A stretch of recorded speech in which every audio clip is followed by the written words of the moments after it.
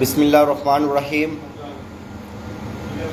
প্রিয় দেশবাসী এবং প্রিয় প্রবাসী ভাই ও বোনেরা, আমি আজকে তত্ত্বাবধায়ক সরকারের কাছে বিনীতভাবে রিকোয়েস্টের সাথে অনুরোধ জানাচ্ছি, এই কোঠা আন্দোলন ইস্যু নিয়ে শুধু ছাত্রছাত্রীদের ভূমিকাই ছিল না, এখানে প্রায় 1.5 কোটি 2 কোটি প্রবাসীদেরও ভূমিকা ছিল অত্যন্ত গ্রহণযোগ্য এবং গুরুত্বপূর্ণ। তারা রেমিটেন্স বন্ধ করে এই সরকারকে পতনের দ্বার প্রান্তে নিয়ে গিয়েছিল।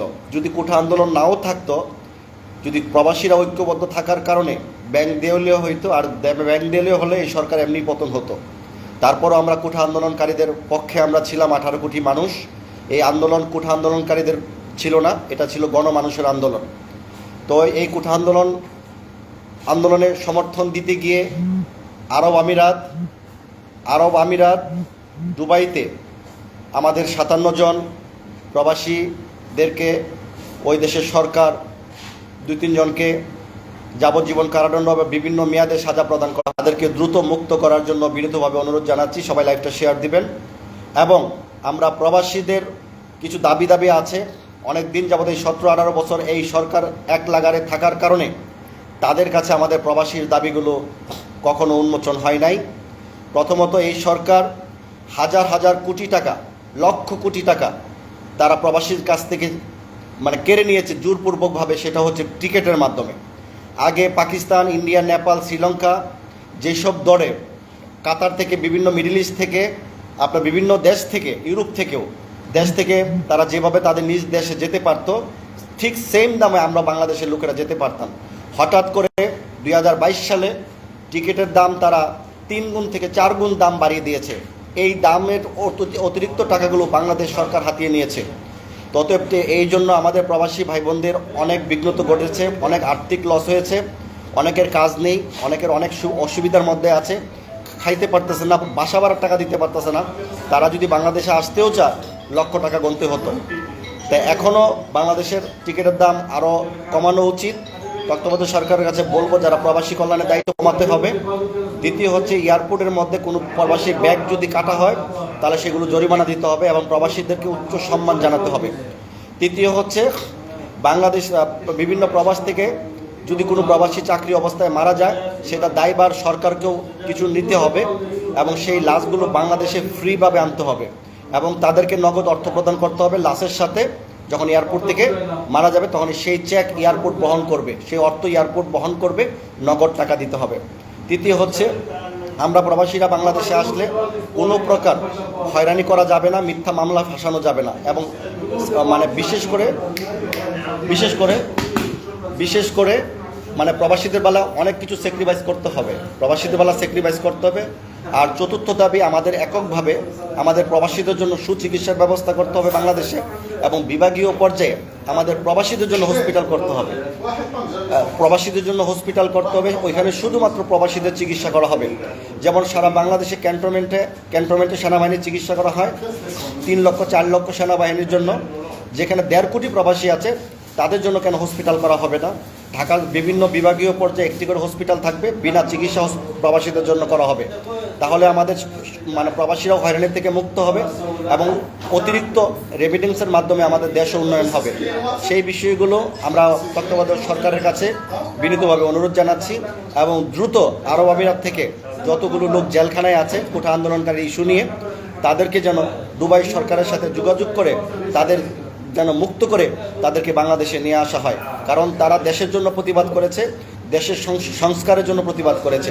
এই হাইনা সরকার শেখ হাসিনার হাত থেকে দেশকে মুক্ত করার জন্য সবাই ঐক্যবদ্ধ হয়েছিল। তাই বর্তমান তত্ত্বাবধায়ক সরকারের কাছে অনুরোধ জানাবো, যেন দ্রুত দুবাইয়ের যারা জেলে আছে তাদেরকে মুক্ত করে এবং তাদেরকে দেশে নিয়ে আসার জন্য অনুরোধ জানাচ্ছি। এবং কোনো প্রকার প্রবাসীদেরকে যেন এয়ারপোর্টে হয়রানি না করা হয় সেই বিষয়ে বিবেচনা করছে এবং প্রবাসীদের বিরুদ্ধে মিথ্যা মামলা হলে যেন সূক্ষ্মভাবে বিবেচনা যেন করা হয়, যেন তাদেরকে কেউ ফাঁসাতে না পারে। আর বিশেষ করে আমি বলবো, অনেকেই আমার কাছে প্রশ্ন করেছেন যে বর্তমানে বৈষম্য বিরোধী ছাত্র আন্দোলন শিক্ষার্থীরা নাকি নতুন দল গঠন করতে চাচ্ছে, আমার কাছে জানতে চাচ্ছে। আমি অতটুকু বলতে পারি। এবং শিক্ষা, তারা এই আন্দোলনটা শিক্ষা অতদিনই ছিল, এই আন্দোলনটা যতদিন তারা সরকার দাবি প্রেস মানে নাই তখন। এরপরে কিন্তু জনগণের গণ আন্দোলন শুরু হয়েছে, জনগণের আন্দোলন শুরু হয়েছে, আমাদের প্রবাসী আন্দোলন শুরু হয়েছে, এই মানে ছাত্র আন্দোলন সবাই কিন্তু তথ্যমন্ত্রীকে সাপোর্ট করে, হিরো আলমকে সাপোর্ট দিয়েছে।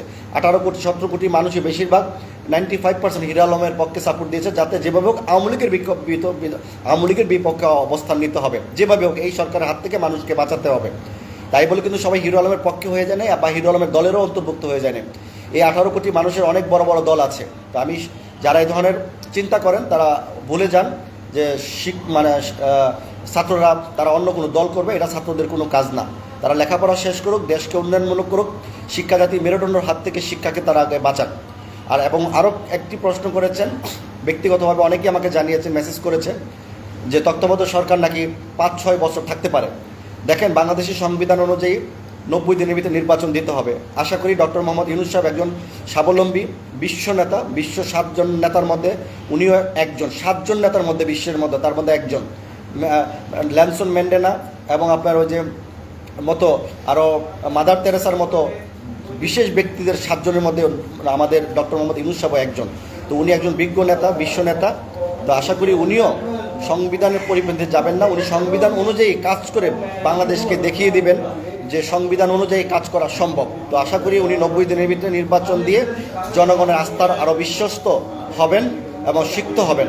তাই সমস্ত দলকে, আওয়ামী লীগ ছাড়া, আওয়ামী লীগের দল নিবন্ধন বাতিল করে তারা আওয়ামী লীগ থেকে সবাই বয়কট করেছে। আওয়ামী লীগের রাজনীতি মানুষ আর দেখতে চায় না। তাদের এই পর্যন্ত 16-17 বছর রাজনীতিতে না হলে প্রায় 1 লক্ষ লোককে তারা খুন, গুম, হত্যা এবং মৃত্যুর সাথে তারা বিভিন্ন সিন্ডিকেটের মাধ্যমে তাদেরকে হত্যা করা হয়েছে। তাই আমরা চাই আওয়ামী লীগের রাজনীতি নিষিদ্ধ করে সুন্দর একটি নির্বাচন পরিস্থিতি তৈরি করে বাংলাদেশে নিরপেক্ষ একটি নির্বাচন, গণতন্ত্র ফিরিয়ে আনার জন্য সমস্ত ব্যক্তিরা যেন যার যার পছন্দ প্রার্থীকে ভোট দিতে পারে সেই ব্যবস্থা উনি করবেন নিজ দায়িত্ব থেকে, এবং 90 দিনের ভিতরে নির্বাচন সম্পূর্ণ করে নতুন সরকারের হাতে হস্তান্তর করবেন। আমরা প্রবাসীরা সমস্ত বিষয়ে আমরা সহযোগিতা করব। তো আমরা এই বিষয়ে সবার কাছে অনুরোধ জানাচ্ছি, সমস্ত প্রবাসী ভাই বোনেরা, আমি আবারও বললাম, যে যেখানে আছেন আমার এই পেজটা ফলো দিবেন, কারণ আমার পেজের মধ্যে রিপোর্ট থাকে, সবার কাছে আমার ভিডিওগুলো পৌঁছে না। আর আমার আরেকটা আবার অনুরোধ করছি, প্রবাসীদের বিভিন্ন ফেসিলিটিগুলো সরকার দিতে হবে। এটা বৈষম্য বিরোধী আন্দোলনের গুরুত্বপূর্ণ ভূমিকা রেখেছে। আপনার 50% ভূমিকা রাখছে আমাদের প্রবাসী ভাই বোনেরা। তারা যদি রেভিডেন্স না পাঠাইতো, রেভিডেন্স পাঠানো বন্ধ না করতো, তাহলে এই সরকার জীবনও পালাইতো না। দরকার পড়লে জাতিসংঘের থেকে আর্মি নিয়ে এসে দেশ শাসন করার ক্ষমতা রাখতো। কারণ প্রবাসী ব্যাংকে টাকা নাই, তারা এই ধরনের সাহস করতে পারে না, এই ধরনের উদ্যোগ নিতে পারে না। আজকে যদি প্রবাসীরা টাকা পাঠাইতো, সেই টাকার গরমে এই শেখ হাসিনা আরও অনেক ধরনের ক্ষমতা অর্জন করতে পারতো। তো প্রবাসী ভাই বোনের যে হস্তক্ষেপ করেছে যে আপনাদের রেভিডেন্স বিষয় নিয়ে, সেটা অত্যন্ত গুরুত্বপূর্ণ ছিল। তাই প্রবাসীদের দাবিগুলো সম্পূর্ণ মেনে নেওয়া উচিত এবং যুক্তিযুক্ত। আমি আবারও বলছি, লাইভ শেষ করার আগে, আরব আমিরাতে যতগুলো প্রবাসীরা জেলে আছে, যাবজ্জীবন কারাদণ্ড আছে, কোঠা আন্দোলন ইস্যু নিয়ে সবাইকে আরব আমিরাতের বাদশার সাথে বা ওই দেশের রাষ্ট্রের সাথে যোগাযোগ করে তাদেরকে মুক্ত করে বাংলাদেশে নিয়ে আসা হোক। কারণ ডক্টর মোহাম্মদ ইউনূস স্যার এখন উনি আমাদের তত্ত্বাবধায়ক সরকার এবং সমতুল্য প্রাইম মিনিস্টার। উনি চাইলে